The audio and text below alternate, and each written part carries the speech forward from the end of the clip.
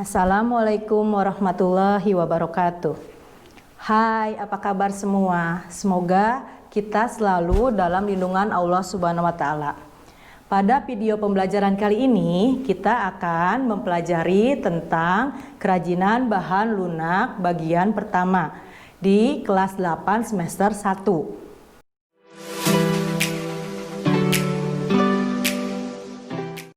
Apa yang akan kita bahas?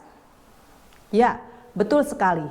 Yang akan kita bahas yaitu tentang prinsip-prinsip kerajinan bahan lunak. Terbuat dari bahan apakah gambar tersebut? Ya, betul sekali. Gambar tersebut adalah 1. Kerajinan lilin hias dan lilin aromaterapi. Bahan dasarnya lilin. Yang kedua, ya, kerajinan sabun. Bahan dasarnya adalah sabun.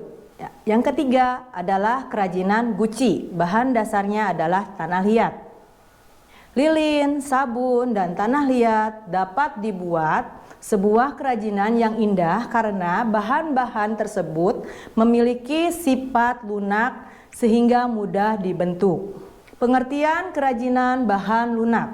Kerajinan bahan lunak merupakan produk kerajinan yang menggunakan bahan dasar yang bersifat lunak, yaitu lentur, lembut, empuk, dan mudah dibentuk. Contohnya tanah liat, plastisin, sabun, lilin, flower clay, dan kulit. Prinsip kerajinan bahan lunak. Prinsip pembuatan kerajinan bahan lunak alam dan buatan terdiri dari 1. Keterampilan tangan. Maksudnya, kerajinan dibuat dengan menggunakan keterampilan tangan. Meskipun diproduksi banyak, produk kerajinan masih tetap mengandalkan tangan. Sementara itu, industri bertumpu pada kekuatan mesin. Inilah yang membedakan antara produk kerajinan dan produk industri. Yang kedua, keterampilan teknik. Pembuatan benda kerajinan dilakukan secara berulang-ulang dan didasari oleh keterampilan teknik atau keperigelan. Sehingga produk yang dihasilkan sudah tentu memiliki kekhasan tangan yang nampak dengan detail, rumit, dan hanya bisa dilakukan dengan keterampilan teknik yang dimiliki oleh tangan seseorang. Yang ketiga, kedaerahan atau tradisional.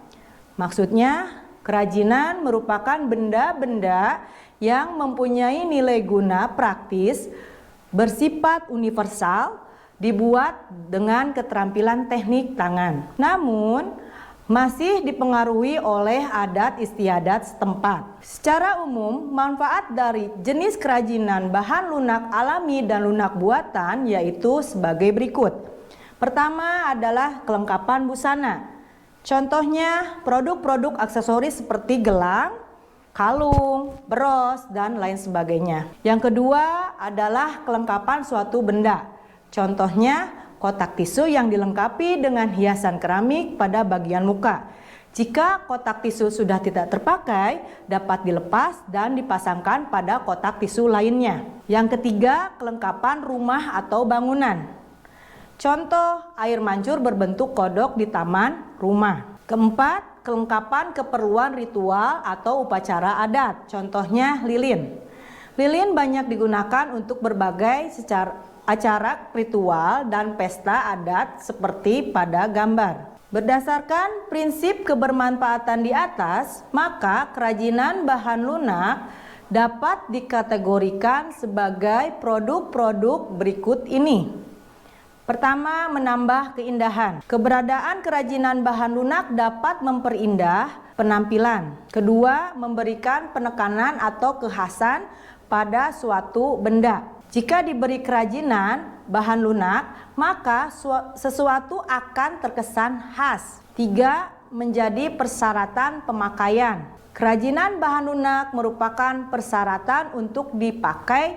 Jika tidak digunakan, maka tidak berarti apa-apa. Keempat, merupakan pertanda atau simbol. Produk kerajinan bahan lunak dijadikan sebagai pertanda atau simbol suatu kepentingan.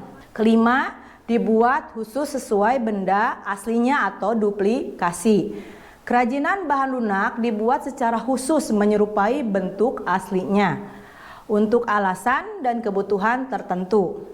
Keenam, sebagai bagian dari karya seni. Karena mencerminkan ekspresi keberagaman budaya Nusantara, maka kerajinan bahan lunak merupakan bagian dari karya seni. Demikian pembelajaran kita kali ini. Mudah-mudahan materi hari ini bermanfaat. Tetap semangat. Sampai jumpa kembali. Wabillahi taufiq wa hidayah. Wassalamualaikum warahmatullahi wabarakatuh.